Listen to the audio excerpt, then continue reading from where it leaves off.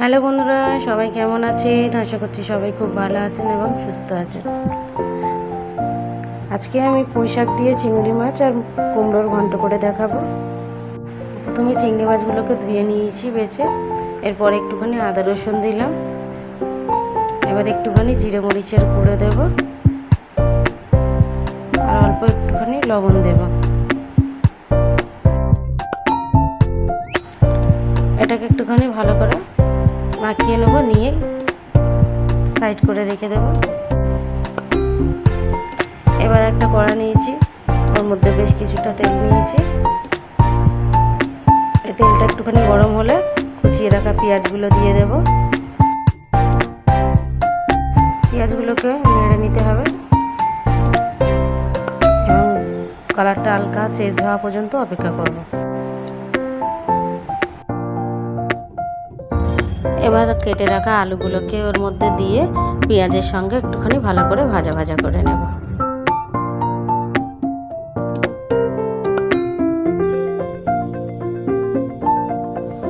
দেখতে পাচ্ছেন পেঁয়াজ আর আলুটা খুব সুন্দর লাল লাল মতো হয়ে গিয়েছে। এবার আমি 1 চামচের মতো আদা রসুনের পেস্ট দেব।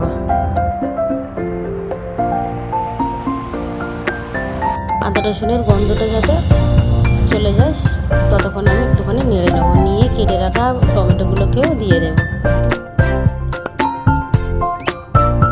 টমেটোটা একটুখানি হালকা গলার জন্য অপেক্ষা করব। একটুখানি নরম হয়ে গেলে এবার এক এক করে সব মশলা দিয়ে দেব।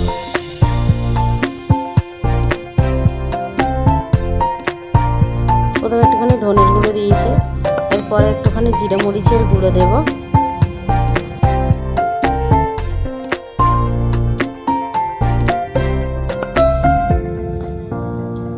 এবার 1 চামচের মতো হলুদ গুঁড়ো দেবো আর 1 চামচের মতো লঙ্কার গুঁড়ো দেবো, দিয়ে এটাকে একটুখানি নেড়ে নেব।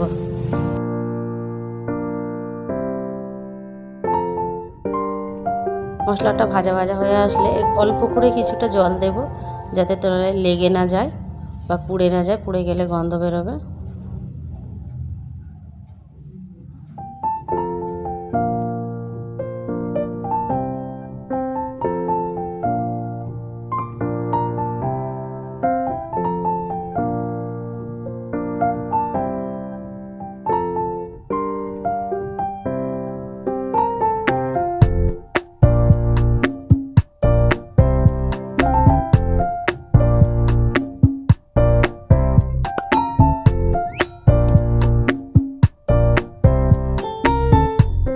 মশলাটা দেখতে পাচ্ছেন খুব সুন্দর কষানো হয়ে গিয়েছে। এবার আমি ম্যারিনেশন করা চিংড়ি মাছগুলোকে দিয়ে এর সঙ্গে কষিয়ে নেব।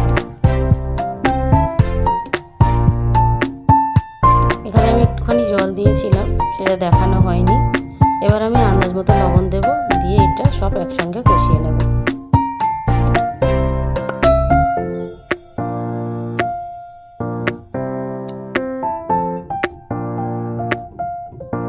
মশলাটা দেখতে পাচ্ছেন তেল উঠে গেছে, কষাটা হয়ে গেছে। এবার আমি ডাঁটা আর কুমড়োটা কেটে রেখেছিলাম, এটাও একসঙ্গে দিয়ে কষিয়ে নেব।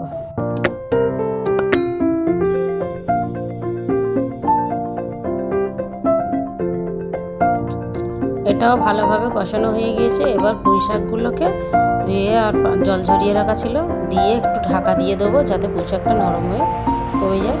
দেখতে পাচ্ছেন পুঁই শাকটা কি সুন্দর নরম হয়ে কমে গিয়েছে। এবার আমি ভালোভাবে সব একসাথে করে নাড়ে নেব, নিচের ওই মশলাগুলোকে ওপরের দিকে করে নেব।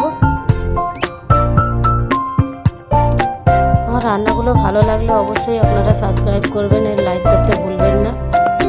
আপনারা কে কোথা থেকে দেখছেন আমাকে কমেন্ট করে জানাবেন।